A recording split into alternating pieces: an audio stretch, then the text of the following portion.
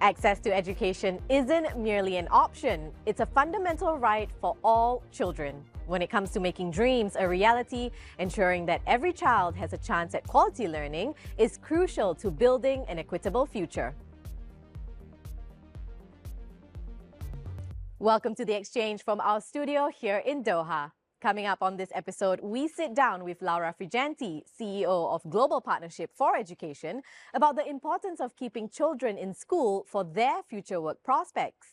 And we speak with Maliha Malik, Executive Director at Education Above All Foundation, about empowering communities and enhancing digital access. Every child, no matter where they are, deserves an education. It goes beyond the family unit. Governments, communities, and social organizations all have a role to play in making sure quality education is accessible. According to the World Economic Forum, the global literacy rate stood at around 40% in the 1950s. It has more than doubled since then to nearly 90%, driven by the proliferation of learning tools, technology, and accessibility. Increased funding in education is also another reason, with the global education market set to hit $10 trillion by 2030. That's according to the global data platform Holland IQ. So why is early childhood learning at the forefront of the global education strategy?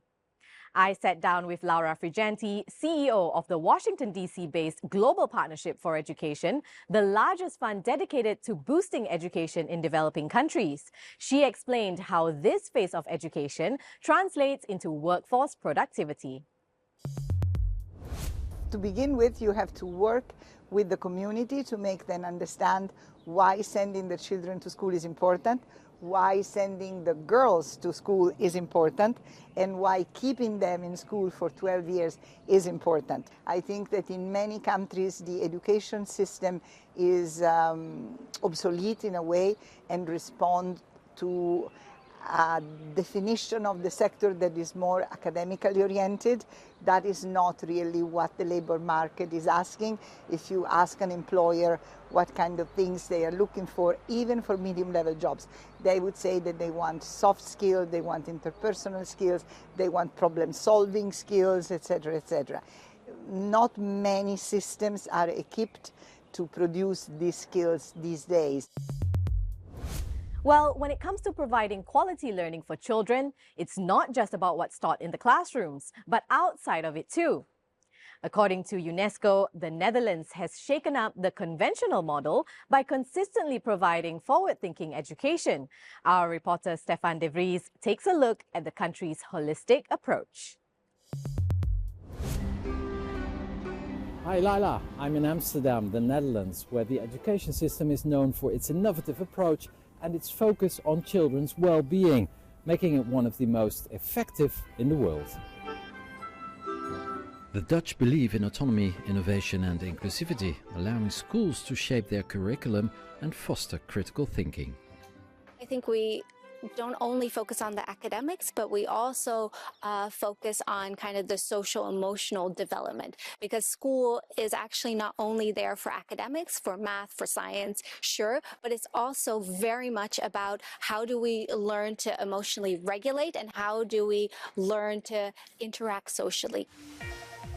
In the Netherlands, children actively participate in society through the Jeugdjournaal, a news program that empowers them to engage with current events.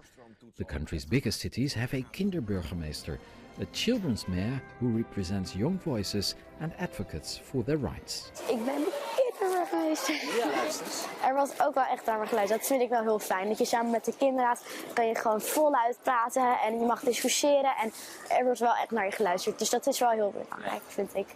Dutch children rank high in well-being, says UNESCO. A strong work-life balance lets families prioritize quality time, creating a supportive environment where children feel secure and valued. Everyone has a lot of energy here and everyone's so happy. Ze maken het altijd heel grappig en nou ja, ze zijn altijd aardig. Omdat ze het leren leuk maken. From autonomy in education to meaningful societal participation, the Dutch model creates a nurturing environment where children can thrive academically and socially. Are you happy? Yeah!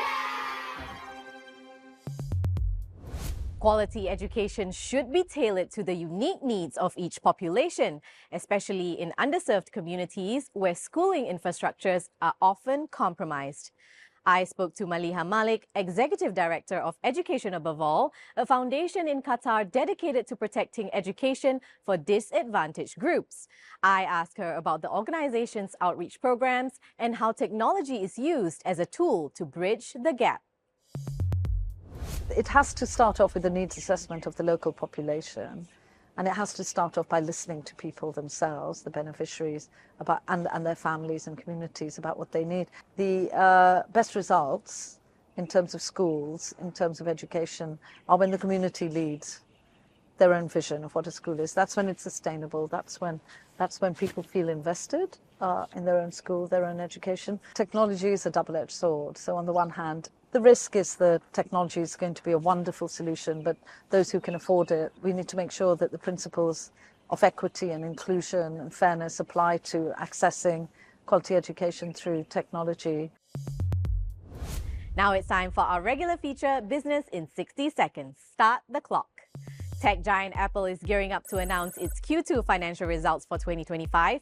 Its Vision Pro headset, which retails at $3,500, has found a surprising niche in the medical field, with doctors using the spatial computing device for surgery, training, and post-op analysis. This development aligns with Apple's growing focus on healthcare and wellness technologies. Airbus is preparing to announce its first quarter earnings report of 2025. The firm is in talks to collaborate with Italian defense conglomerate Leonardo and French company Thales. The three companies are working on an alliance as Airbus seeks to expand its presence in the growing satellite technology market. And Hershey's is set to release its Q1 2025 revenue results. The chocolate giant is stepping into the retail market by partnering with footwear brand Ground Up to create a line of Hershey's-themed shoes. It's part of their latest strategic plans to overcome rising ingredient costs. Very tempted to have a chocolate bar myself. So when it comes to primary education, the world has come a long way to improve literacy levels, but so much more needs to be done to give hundreds of millions of children access to quality learning while also bolstering schooling infrastructures. And that comes with boosting investments, actionable policies, and focused implementation, because empowering the next generation of workers begins in the classroom. Well, that's all the time we have for on this edition of the show. Thanks for watching. Please do check out yournews.com for all your latest business news and join us again next time on The Exchange.